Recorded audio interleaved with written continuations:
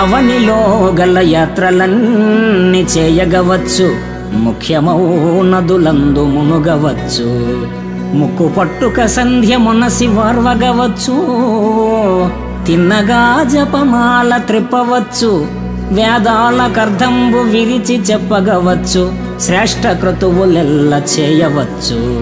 ధనము లక్షలు కోట్లు దానమియ్యగవచ్చు, నైష్టికాచారముల్ నడుపవచ్చు. చిత్తమన్య స్థలంబున చేరకుండా నీ పదాంబోజములయందు నిలుపగలమా. భూషణ వికాస శ్రీధర్మపుర నివాస, దుష్ట సంహార నరసింహ దురిత దూర.